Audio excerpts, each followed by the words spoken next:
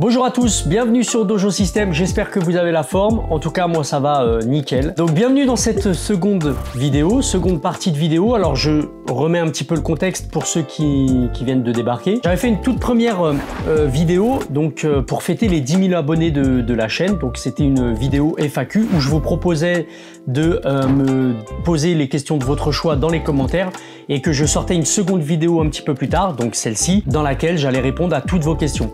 Et donc on va jouer le jeu, c'est ce qui va se passer. Donc j'ai eu énormément de questions, alors je sais pas si je vais séparer en 2 ou 3 parties cette vidéo pour pas que ce soit trop long, ou alors peut-être que je mettrai une vidéo voilà assez longue pour le coup, mais dans laquelle je m'engage à répondre donc à toutes vos questions. Alors ce qui est super intéressant, c'est que vous m'avez tous posé des questions et aucune des questions, en tout cas très peu de questions étaient similaires. Donc ça c'est vraiment top. Je vais pouvoir parler pendant pas mal de temps et raconter un petit peu ma vie, mais en fait c'était un petit peu le but de cette vidéo. Voilà, donc c'est une vidéo un petit peu interactive et sans plus attendre, on va commencer donc à répondre à la première des questions. C'est parti, let's go! Allez, donc on commence avec cette première question de Ixion qui me dit tu peux me donner des conseils pour le Tando Kurechu et à quel âge tu as commencé le judo? Alors déjà, avant de donner des conseils, on va réexpliquer un petit peu qu'est-ce que le Tando Kurechu. Donc le Tando Kurechu, c'est l'entraînement en solitaire pour travailler donc ton déséquilibre, ton équilibre, travailler tes points d'appui, tes placements dans l'espace, ta forme de corps, etc., etc. Donc moi, je l'utilise énormément, cet exercice, en guise d'échauffement. Donc par exemple, avant une séance ou avant une compétition, tu peux utiliser cette méthode d'entraînement, le Tando Kurechu. Tu n'as pas besoin de partenaire, tu le fais tout seul et ça te permet de te mettre un petit peu dans le bain, entre guillemets. Tu peux l'utiliser, bien sûr, donc en guise d'échauffement, mais aussi en corps de séance. Pourquoi pas? Moi, ça m'arrive des fois de travailler une technique avec mes élèves uniquement en solitaire, en Tando Kurechu. Ça nous permet de visualiser un petit peu dans l'espace son mouvement et du coup de le sentir un petit peu mieux. Voilà. Pour pas que ce soit trop rébarbatif et trop chiant, entre guillemets, cet exercice, moi je te conseille de le faire aussi avec du matériel, tout simplement. Donc moi, des fois, ça m'arrive, je mets des poids à mes poignets, des poids à mes chevilles et tu travailles tes mouvements avec du poids supplémentaire. Ça te permet de travailler dans une dimension autre que d'être tout seul dans son coin à travailler son mouvement.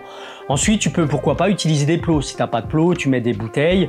Je te montre un petit peu en exemple ce que ça donne, mais avec des bouteilles, tu travailles tes mouvements. Pourquoi pas avec la ceinture pour avoir la sensation de saisie, de placement avec la saisie. Donc tu peux travailler également avec ta ceinture, avec une chaise, avec un bâton pour travailler Kouchigari, Ouchigari autour de ce bâton-là. Enfin voilà, il y a plein d'exercices possibles. C'est un peu ton imagination qui va faire le reste. L'idée, c'est de travailler avec un partenaire imaginaire pour pouvoir, encore une fois, travailler correctement ses placements. N'oublie pas que le Tando Kurechu, on entend parler souvent debout, mais tu peux le faire aussi en Newaza, tu peux travailler au sol. Si tu es un petit peu fatigué, tu es à la maison, tu n'as pas envie d'aller au sport tout de suite, bon bah voilà, tu peux t'échauffer à la maison avec du Tando Kurechu, avec du travail au sol. Tu travailles un petit peu ta mobilité au sol, tout simplement. Ça, c'est du Tando Kurechu. Et pour la deuxième question, donc à quel âge j'ai commencé le judo? Bah moi, j'ai commencé le judo à 5 ans et demi. Alors, il faut savoir qu'à l'époque, il y a quelques années de ça, on prenait pas les enfants avant l'âge de 6 ans au judo. Bon, maintenant, avec l'arrivée de l'éveil judo, ça a changé un petit peu. On les prend à partir de 4 ans. Mais là, maintenant, enfin, à l'époque, en tout cas, on prenait pas avant 6 ans. Sauf que moi, j'étais un petit peu un enfant turbulent. Voilà, donc ma mère voulait absolument m'inscrire à un sport pour me défouler. À côté de chez moi, pas très loin en tout cas, j'avais un cours de judo. Donc ma mère a été voir mon prof de judo à l'époque et elle l'a supplié, elle lui a dit s'il vous plaît prenez mon enfant, j'en peux plus, il est trop turbulent, etc. Donc mon prof de l'époque, il lui a dit bah ok, pas de souci, je le prends un petit peu plus tôt, on verra ce que ça donne et tout. Donc j'ai commencé à 5 ans et demi et à partir de 5 ans et demi, bah, j'ai jamais arrêté le judo. Alors j'ai fait quelques autres sports en parallèle, pas mal de sports en parallèle, mais le judo ça a toujours été ma ligne directrice et j'ai jamais lâché parce que voilà, je trouve que c'est un sport excellent. Je n'ai jamais arrêté depuis mes 5 ans et demi. Voilà. Question numéro 2 de Gère 56 BZH. Ah, bah, petite dédicace à la Bretagne. Je pense que tu es breton et tu dois être du Morbihan même, si je me trompe pas. N'hésite pas à me le dire dans les commentaires. Dédicace au judoka de Bretagne. voilà, au passage. Alors, GR56BZH me dit « Félicitations à toi Jérémy, tu fais du bon boulot, tu es récompensé. » Donc déjà, merci à toi, c'est vraiment cool, ça me fait vraiment plaisir.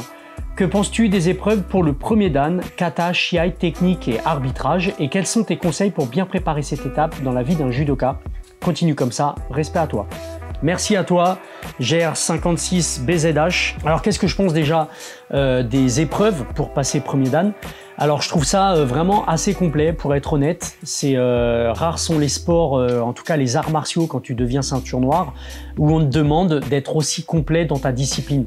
Voilà, je m'explique un petit peu, mais au judo, voilà, on te demande d'être, en tout cas d'avoir des connaissances en arbitrage. Alors, pour passer le premier dan, c'est simplement commissaire sportif, mais il faut déjà savoir remplir un tableau, etc. Donc, il faut connaître un petit peu d'arbitrage, donc ça, c'est important. Il faut connaître également la technique. Il faut aussi pouvoir se confronter en compétition contre d'autres combattants. Et ça, c'est très, très important. C'est-à-dire qu'on ne peut pas devenir ceinture noire sans avoir fait de la compétition. Bien sûr, il y a d'autres méthodes pour les plus âgés, pour pouvoir obtenir la ceinture noire sans faire les shiai, mais c'est pas le sujet de cette vidéo. Je sais que dans certains sports, tu peux devenir ceinture noire de club. Et c'est pas le cas du judo. Si tu es ceinture noire au judo, c'est que tu as été en shiai, que tu as été en compétition, que tu t'es confronté à d'autres combattants, etc. Et ça, c'est une notion assez importante. On peut pas devenir ceinture noire comme ça. Faut pas que ce soit si facile pour devenir ceinture noire. Et du coup, la ceinture noire a un goût différent d'une ceinture noire qu'on t'aurait donné comme ça en club parce que tu as tant d'années de pratique, etc. Donc ça, je trouve ça pas mal. Alors, je sais que c'est contraignant. J'en ai beaucoup, moi, des jeunes, oui, mais je peux pas parce que on commence à rentrer dans la vie active, mon emploi du temps, il est chargé, etc. Mais malheureusement, la ceinture noire, pour moi, c'est un travail personnel, un investissement personnel. Et donc, il faut passer par cette étape pour pouvoir obtenir sa ceinture noire. Et quand tu l'auras, tu verras que tu seras vraiment fier de cette ceinture noire, que ce n'est pas qu'un bout de tissu qui vient attacher ton kimono, qu'il y a tout un travail derrière. Et c'est ça qui est le plus important, c'est la valeur que tu vas donner à ta ceinture. Après, en termes de conseils, qu'est-ce que je peux te donner? Déjà, la première des choses, c'est de trouver un bon partenaire. C'est important d'avoir un bon binôme avec qui travailler correctement, quelqu'un qui soit disponible. Pourquoi? Parce que, comme je l'ai dit un petit peu avant, pour moi, la ceinture noire, c'est un travail et un investissement personnel. Ce qui veut dire que si tu peux, au dojo, à la fin de tes cours, à la fin de tes entraînements, si tu as le créneau de libre derrière, même si c'est 45 minutes, 1 heure, de travailler un petit peu pour préparer ta ceinture noire. Donc, il faut y aller étape par étape. Tu commences par exemple par les katas, puisque pour valider ta ceinture noire, il faudra déjà passer par les katas. Donc, tu valides tes katas et donc tu restes 45 minutes, 1 heure avec ton partenaire à la fin de chaque cours, si possible, à travailler tes katas de manière individuelle. Tu peux pas le faire pendant un cours de judo, c'est très compliqué, il y a du monde, il y a du bruit, etc. Ce qu'il faut, c'est t'isoler et de le travailler vraiment individuellement. Je pense pas que ton professeur soit contre si tu demandes de travailler de manière supplémentaire. Donc, te concentrer sur les katas dans un premier temps et puis ensuite, au niveau des UV, tu passes ce que tu veux. Ça peut être, tu peux passer sur la technique, tu peux passer sur les shiai, c'est comme tu veux. Mais en tout cas, tu vois, tu as engagé ta machine pour pouvoir après te présenter sur les shiai et tu verras que ça ira beaucoup plus vite par la suite en mettant des étapes comme ceci. Il faut que tu travailles, on n'a rien sans rien. Et puis surtout la ceinture noire, plus tu vas avoir fourni du travail, plus ta ceinture noire aura un goût assez sucré et ça va être super intéressant. Ok, allez, je te souhaite bon courage et on passe à la troisième question. Question 3, donc c'est Dino King, donc big up Dino King. C'est vrai que j'ai eu pas mal de commentaires de ta part, ça fait plaisir. Alors, as-tu prévu ou envie, entre parenthèses, d'avoir des invités prestigieux dans quelques-unes de tes vidéos? Alana, Guillaume et Hervé, merci à vous. Donc je pense qu'ils vont te remercier, Dino King. Alors écoute, carrément. Moi, c'est vraiment un truc qui me tient à cœur, que j'ai envie de faire un petit peu plus tard. Alors peut-être que ce sera à court terme, à moyen terme, je ne sais pas, mais j'ai envie de faire intervenir effectivement, que ce soit des athlètes de notre sport ou les gens de la culture judo, pour parler vraiment de cette culture japonaise. Parce que ça me tient aussi de plus en plus à cœur, plus je vieillis et plus je m'intéresse à la culture du judo. J'aimerais aussi, pourquoi pas, faire intervenir des gens de disciplines différentes, tu vois, style, je sais pas, le karaté, le MMA, voilà, les choses comme ça, pour simplement parler un peu de qu'est-ce que le judo peut apporter à ce genre de discipline, quelles habilités techniques fondamentales le judo peut apporter pour d'autres sports tels que le MMA. On retrouve beaucoup de techniques de judo dans le MMA. Voilà, c'est un truc que j'ai dans la tête depuis un petit moment et je pense que ça verra le jour. On va laisser la chaîne se développer et puis après, je pense que ça verra le jour. Autre chose que j'aimerais faire, c'est simplement moi me déplacer dans les différents clubs. Voilà, pour aller filmer un petit peu les acteurs de l'ombre, les petits clubs, les moyens clubs, les gros clubs, aller me déplacer dans vos dojos respectifs, partout en France, ce serait pas mal. Voilà, c'est une idée que j'ai, hein. Je sais pas si ça sera faisable ou pas, mais me déplacer, aller chez vous, faire un entraînement avec vous, interviewer les personnes qui sont dans ce club, que ce soit des compétiteurs, que ce soit des techniciens, que ce soit des personnes âgées, je ne sais pas, voilà. J'ai envie de faire participer un petit peu tout le monde du judo et de réunir. Voilà. Bon, ça c'est ce que j'ai dans la tête. Je sais pas si ce sera possible, mais en tout cas, je vais tout faire pour. Donc voilà, ça c'est quelque chose qui me tient à cœur et que j'aimerais mettre en place à moyen terme sur la chaîne. On espère, on croise les doigts. Alors, j'ai une question de Tim Le Boss, 29. Même 3 questions que j'ai réunies. Donc, tu as quel âge? Qui est ton élève préféré? Petite question piège. Et GG, c'est juste impressionnant comment la chaîne avance vite. Bah écoute, ouais, c'est vrai. Merci à toi, Tim. C'est vrai que la chaîne est montée très très vite. Vous voyez, là, on est presque déjà à 12 000 abonnés, alors que j'ai même pas encore sorti la vidéo sur les 10 000. Mais tant mieux, c'est cool. Parlez de la chaîne, hein. Faites le tour de vos dojos, de vos camarades et parlez de la chaîne. Ça, c'est important qu'elle se développe comme ça, parce que je pense que ça peut apporter à tout le monde. Donc c'est cool. Alors bah, je réponds déjà, Tim, à ta première question. Donc quel âge j'ai à l'heure où j'enregistre la vidéo? J'ai 39 ans depuis le 24 août. Voilà, moi je suis de 1983, donc j'ai 39 ans, bon, presque 40 ans. J'espère que je ne les fais pas. N'hésite pas à me le signaler dans les commentaires. Attention à ta réponse.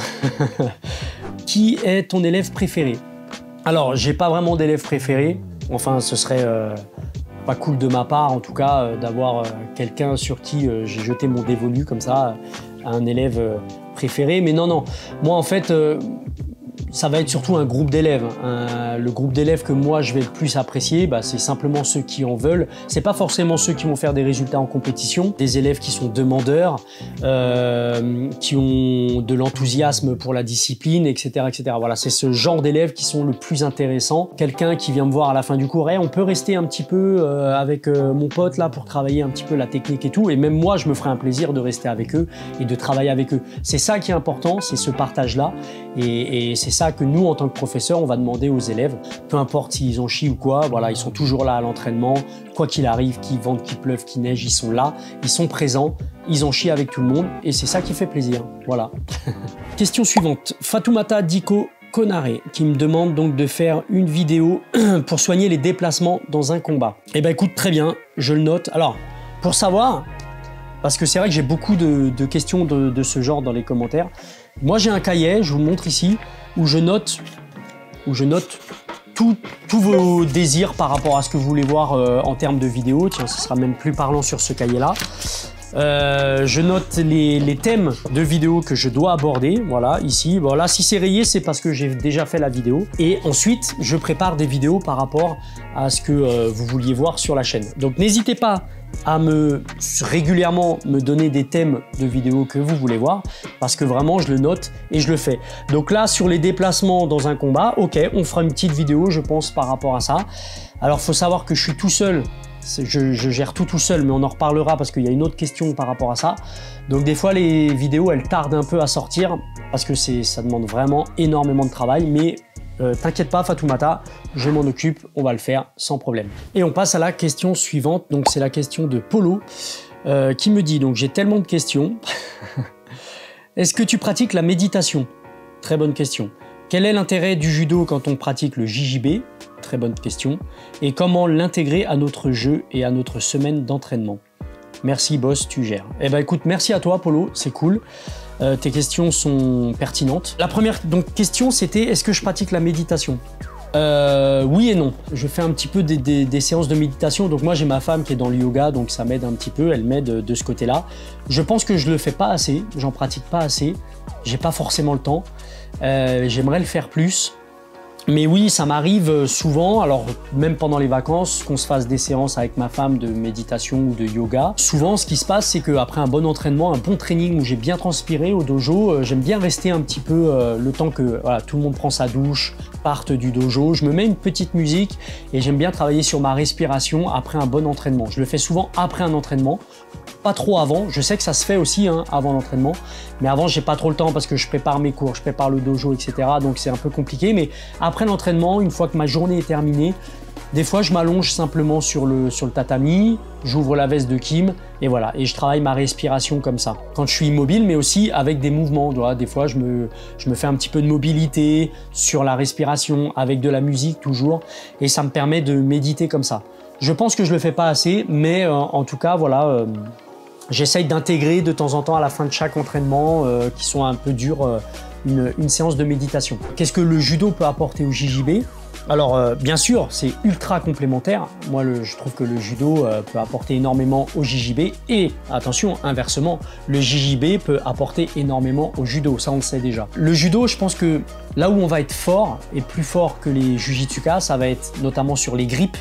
Voilà, c'est très bien que un bon judoka, une fois qu'il a le grip, c'est très compliqué de le faire lâcher. On a une poigne un petit peu costaud.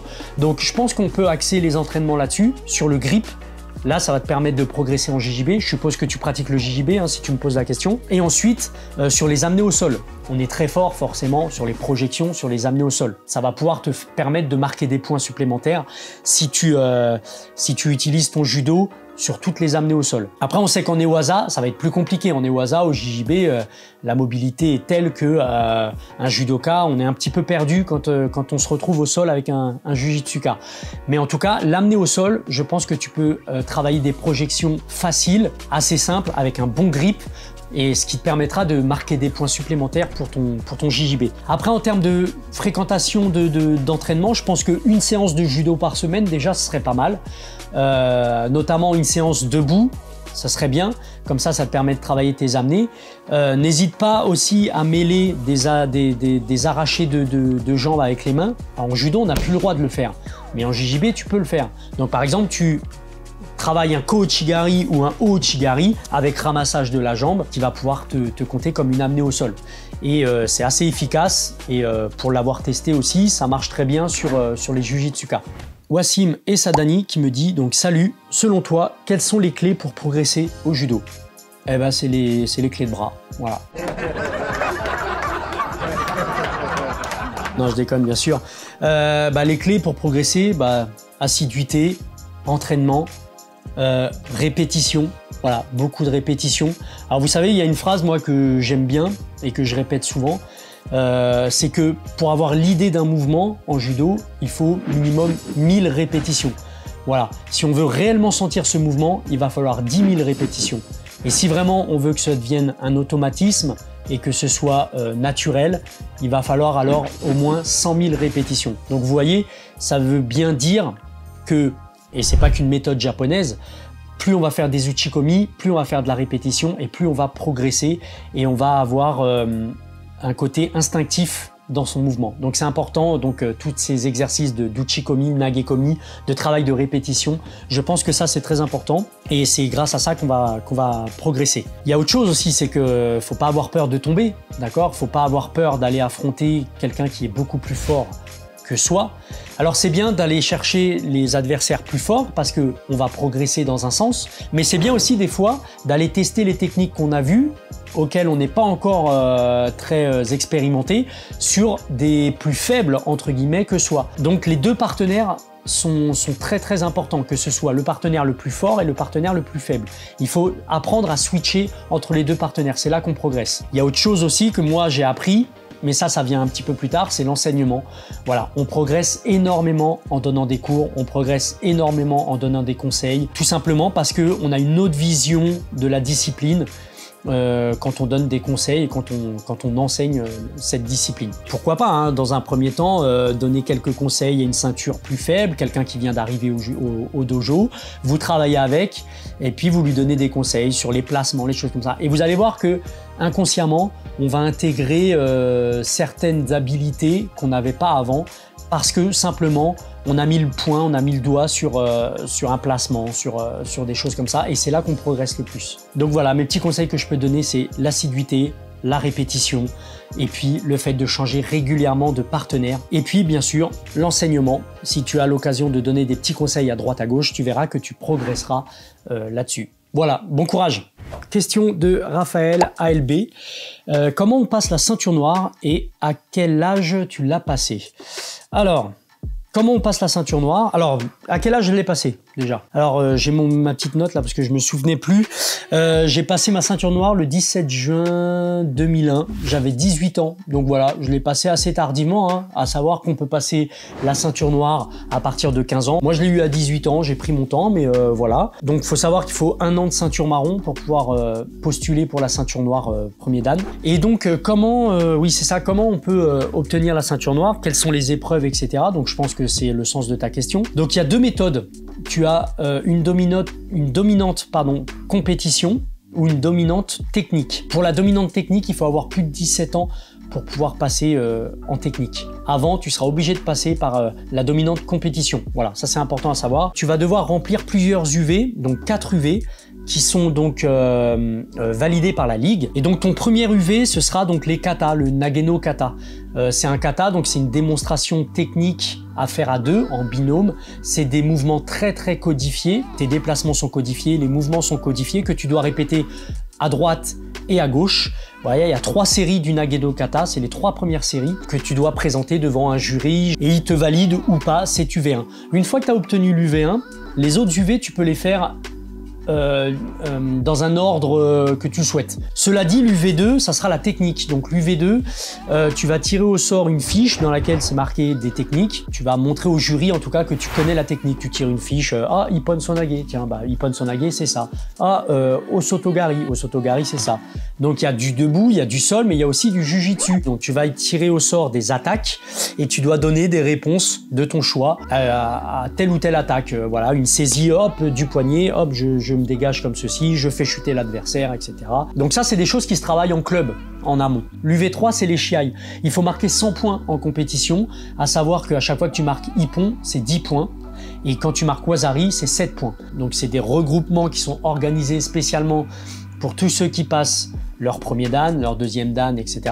Donc toi, en tant que ceinture marron, admettons, tu vas te confronter contre d'autres ceintures marron qui sont là pour décrocher leur ceinture noire. Et tu dois marquer donc 100 points. Voilà, je rentre un petit peu dans les détails, c'est pas forcément le but de cette vidéo. D'ailleurs, je rebondis pour vous dire que je ferai une vidéo spéciale grade et passage de grade, ceinture et passage de grade, bientôt qui sortira sur la chaîne. Donc ça, c'est l'UV3, les shiai, et l'UV4, tu as les connaissances en arbitrage. Donc voilà, tu apprends à remplir un tableau et puis surtout après bah, tu vas encadrer une compétition officielle. Je crois que c'est une demi-journée, il faut que je revoie au niveau des nouveaux textes, mais c'est ça, c'est une demi-journée en compétition officielle où tu vas être en commissaire sportif. Donc les commissaires sportifs, c'est ceux qui sont derrière les tables, c'est pas l'arbitrage central, c'est ceux qui sont derrière les tables et donc là tu vas remplir ton tableau. À l'issue de cette demi-journée, la ligue te validera donc ton UV4. Une fois que tu auras rempli ces 4 UV, tu pourras obtenir, enfin tu auras ta ceinture noire premier dan. Voilà, si tu décides de passer ta ceinture noire en dominante technique, c'est pareil, hein, sauf que tu dois passer le kata en entier. Donc tu n'as plus 3 séries mais 5 séries du Nageno kata. Tu as toujours un UV2 qui est technique. L'UV3 shiai, tu l'as toujours, attention, il faut toujours aller en shiai, mais tu as besoin de marquer simplement 20 points.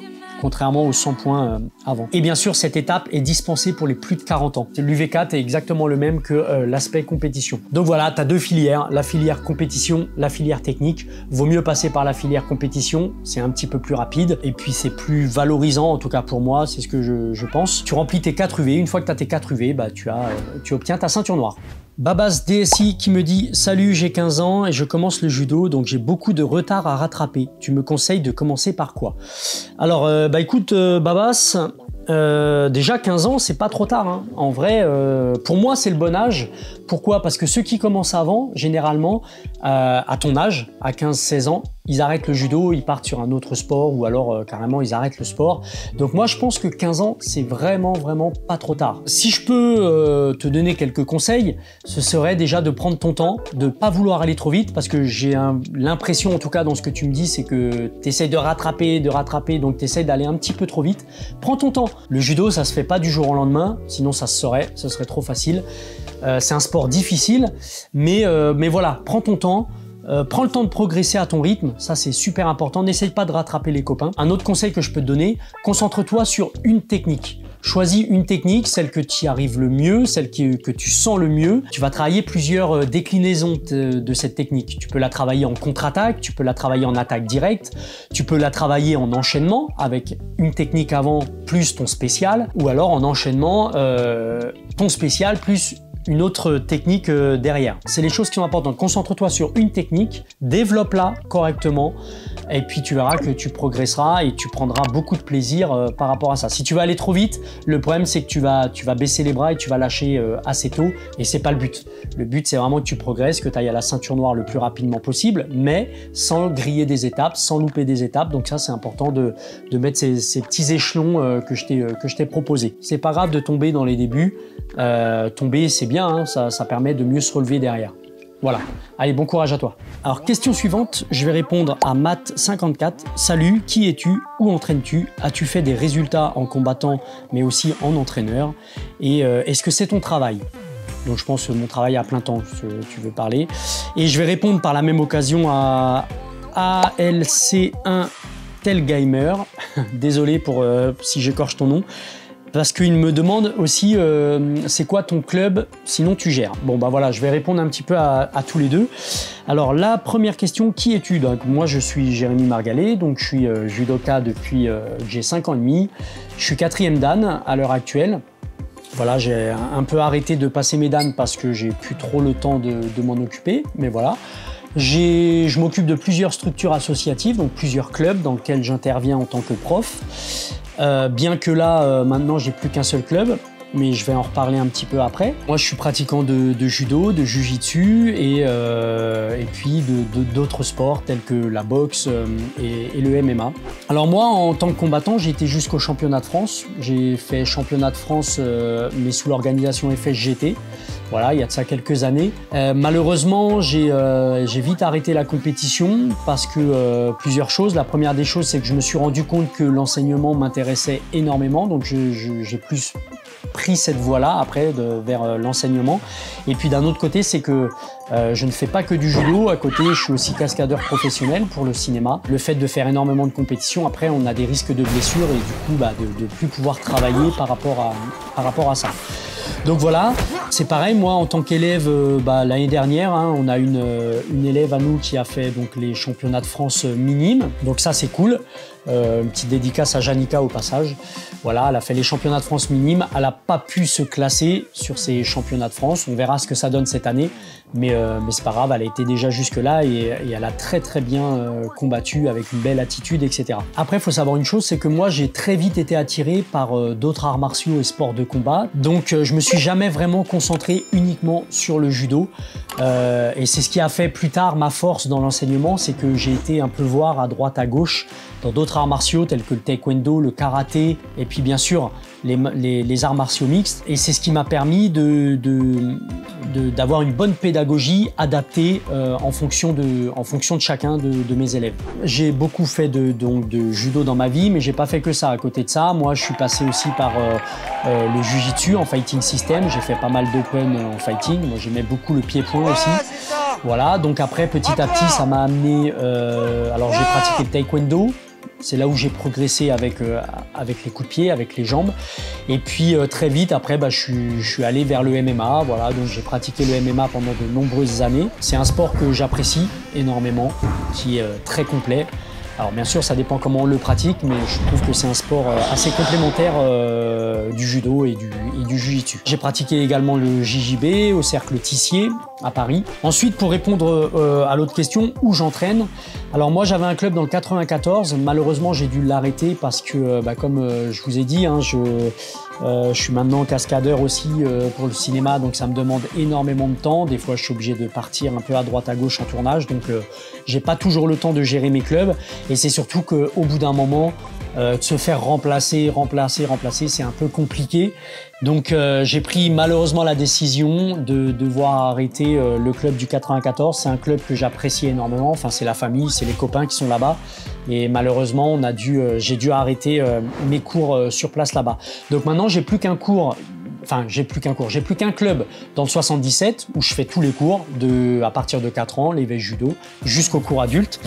Et on est assez loin, on est dans le 77, on est derrière la Ferté-sous-Jouarre. Donc voilà, c'est un petit club qui se développe. Au début, on était 40 licenciés et puis là, voilà, on approche, on avoisine quasiment les 200 licenciés. Donc ça, c'est cool, c'est vraiment cool. Et ça me fait plaisir. C'est un club que je veux pas lâcher, c'est mon club de cœur. Donc quoi qu'il arrive, j'aurai toujours un pied dans ce club-là. En tout cas, ça me tient à cœur parce que c'est vraiment mon club de cœur. Donc cette année, depuis l'année dernière, on est 2 professeurs là-bas. Tout simplement parce que voilà, j'avais besoin de quelqu'un qui puisse être là quand moi je suis absent. C'est un club très familial. Malgré qu'on engage aussi de plus en plus vers la compétition, mais ça reste un club très dynamique et très familial. Il y a autant d'adultes que d'enfants, donc c'est un club qui se développe très très bien et je pense qu'on va pouvoir le pousser encore un petit peu plus loin. Question de Martin. Salut, est-ce que tu comptes faire des stages pour l'été 2023? Alors oui, ça c'est pareil, c'est quelque chose qui me trotte de plus en plus en tête. Enfin, des stages, j'en fais déjà dans mes clubs, mais j'aimerais faire un stage un peu plus ouvert et vous le proposer à vous. Sur Paris, ce serait un stage sur Paris, hein, je pense. Alors là, tu me parles de l'été 2023. Oui, pourquoi pas cet été, mais même avant, pendant les vacances scolaires, j'aimerais bien faire un stage sur Paris. Alors, soit 2 soirs dans une semaine, par exemple, ou alors pourquoi pas 2 jours, un week-end, voilà, un samedi, un dimanche, faire un stage sur Paris. J'ai déjà, bien sûr, des lieux sur Paris qui seraient prêts à m'accueillir pour ce genre de stage. Dites-moi dans les commentaires si ça vous intéresserait aussi de pouvoir qu'on s'organise un stage et si vous êtes prêts à vous déplacer sur Paris pour un stage de ce genre. Voilà. Alors, il y a Thibaut qui me dit donc bonjour Jérémy, félicitations pour les 10K. Donc déjà, merci Thibaut, c'est cool. Dans un an, les 100K. Ah bah écoute, franchement... Si dans un an j'ai 100K, là je suis vraiment l'homme le plus heureux. Je ne pense pas, parce que c'est compliqué, une chaîne de judo, purement judo, d'aller atteindre les 100K. Je pense que ça peut être compliqué. Mais écoute, on verra, l'avenir nous le dira. En tout cas, merci à toi. Pour les questions, je me suis mis au JJB, donc très bien, félicitations, très bon sport. Je pense qu'il faut que j'adapte certains points, effectivement. En Agewaza, les projections pour le JJB sans donner le dos. Donc effectivement, l'un des défauts du judo, j'en ai pas parlé tout à l'heure sur l'autre question, mais c'est vrai que c'est de donner son dos. Donc moi, j'ai un judo où quand je l'enseigne, j'évite d'enseigner le fait de donner son dos justement, parce que je sais très bien qu'en Newaza, on peut vite se faire prendre le dos par un pratiquant de JJB. Et moi, dans ma pratique, j'évite d'avoir un judo où justement je vais sans arrêt tourner le dos. Alors dans la projection, c'est pas gênant. Si tu fais une belle projection, que le mec n'est pas resté collé dans ton dos, tu vas pouvoir te détacher du partenaire qui est dans le dos. Après, je te conseille vraiment d'utiliser des techniques de judo, des techniques de sacrifice telles que Tomoe-nage ou Yoko Tomoe-nage, parce que ça te permet d'être déjà toi sur le dos et de faire vriller le partenaire pour l'amener au sol. Et en Newaza, c'est pareil. Souvent, les judokas, on a tendance à donner son dos. Par exemple, les vieux de la vieille, ils vont carrément se mettre en boule, ils vont dire « Allez, vas-y mon gars, travaille autour de moi, essaye de me retourner, tout ça. » Bon, ça, c'est pas le judo que je préconise, parce que justement, être un judo passif comme ça, c'est pas très intéressant. Il vaut mieux avoir un judo offensif. Et pour ça, ne jamais vous mettre en boule en attendant que l'autre fasse son travail. Plutôt, s'il faut se mettre en mode passif, entre guillemets, vaut mieux se mettre sur les fesses ou sur le dos avec le partenaire dans la garde. Pour le Newaza, les passages de garde, qu'on soit dessus ou dessous. Alors j'ai pas compris, attends, pour les questions je me suis mis au JB, il faut que j'adapte certains points. Pour le Newaza, les passages de garde, qu'on soit dessus ou dessous. Oui, c'est sûr, tu peux pas te permettre de rester dans la garde de l'autre en JJB. il va falloir que tu travailles tes passages de garde. Les passages de garde qu'on voit en judo sont assez et très efficaces. Tu peux l'utiliser en JJB. En JJB, tu en verras d'autres, avec le lapel, avec le grip, etc. Mais utilise déjà tes connaissances en judo par rapport à ça. Dans tous les cas, ne bloque jamais le combat en JJB. On va te demander d'être mobile pour ne pas bloquer le combat en JJB. En judo, c'est moins grave. Tu peux te mettre sur le dos, tout verrouiller, tout fermer. En JJB, si tu veux marquer des points, à un moment donné, il va falloir que ça évolue. Et le troisième point, il me demande donc si j'ai des astuces ou des techniques pour adapter le judo au JJB. Bah voilà, j'en ai parlé aussi un petit peu sur la question d'avant. Travaille tes grips. Voilà, en judo, on a des bons grips très forts. Donc travaille-les. En JJB, ça va t'aider. Et puis, travaille tes projections. Hein. Comme je l'ai dit, je pense que tu peux marquer pas mal de points en projection. Tu peux surprendre l'autre avec tes projections. Donc, travaille ça, développe ça. Continue tes cours de judo en parallèle. Ça, c'est important aussi. Merci à toi pour tes vidéos. Continue, c'est top. Bravo à toi. Et ben, encore une fois, merci Thibaut. Bon entraînement à toi. Lâche rien. Et continue comme ça. C'est très bien de pouvoir travailler sur 2 disciplines comme ça différentes. Moi, je prône ça à fond. Donc, bravo à toi. Alors, question de Michel Philippe. Bonsoir Jérémy, merci pour tes vidéos très instructives et pédagogiques. Et comment bien faire Sode Tsuri Komi Goshi? Alors déjà, Michel, merci beaucoup. Alors je sais pas si c'est Michel ou Philippe ton prénom, désolé. Mais en tout cas, merci. Enfin, je tenais à te remercier comme ça parce que c'est vrai que tu es toujours en train de commenter mes vidéos et ça me fait vraiment plaisir. Il faut savoir que il y en a plusieurs d'entre vous qui sont souvent là et vous faites vraiment partie de la communauté, donc c'est cool. Eh ben écoute, je te fais tout de suite une vidéo assez courte. On va se retrouver au dojo pour savoir faire Sode Tsuri Komi Goshi. Allez, c'est parti. Allez, donc je te montre Sode de manière fondamentale. Donc je suis ici en garde de droitier, mon partenaire est en garde de droitier. Je vais récupérer la manche. Alors si possible, je fais lâcher cette manche-là, donc soit en décrochant vers le bas. Maintenant, on a la possibilité de le faire avec les 2 mains, donc pourquoi pas. Je fais des crochets. Et l'idée, ça va être de venir l'amener en croisé là-bas. Quand je l'amène en croisé, je vais décaler mon pied gauche ici pour l'amener en croisé là. Et à partir de ce moment-là, je continue d'avoir un bon contrôle sur le revers, collé à moi. Et là, c'est le bras qui va pointer vers le haut. Il ne faut pas que je ramène le bras là, ça c'est l'un des défauts. Si je ramène le bras là, il va peser sur mon dos et là, je ne pourrai pas le soulever. Donc là, je vais garder le contrôle du bras vers le haut et là, je vais pouvoir descendre sous le centre de gravité et le dérouler avec le contrôle du revers. Je te montre une version un peu plus avancée sur une reprise de garde, sur quelqu'un qui veut monter et aller chercher l'épaule avec la main, donc toujours en droitier-droitier. Il veut monter sa main et moi maintenant, ce que j'aime bien faire, c'est prendre la saisie comme ça en supination. Donc j'inverse la position au lieu d'être là. Je viens prendre ici en supination. Donc au moment où il monte, supination, ok? C'est toujours le même travail des jambes. Je vais avancer la jambe pour pouvoir pivoter. Au moment où il monte, je pivote, je tourne et là je me retrouve sur mon Sode, un petit peu différent de tout à l'heure, surtout sur la saisie de la manche. Donc sur quelqu'un qui aime bien venir monter à l'épaule, Sode c'est très efficace. Alors là, troisième petite astuce pour toi, ça marche bien Sode sur aussi quelqu'un qui est en gaucher. Moi, je me mets en droitier et je vais demander à Evan ici de se mettre en gaucher. Et là, regarde, là, j'ai directement la manche. Donc là, ce qui peut être intéressant dans ton combat, c'est de le faire réagir et repartir sur ton Sode de ce côté-là. Tu vois, par exemple. Donc ici, hop, je fais réagir, je pars sur mon Sode. Ok, je te montre avec chute.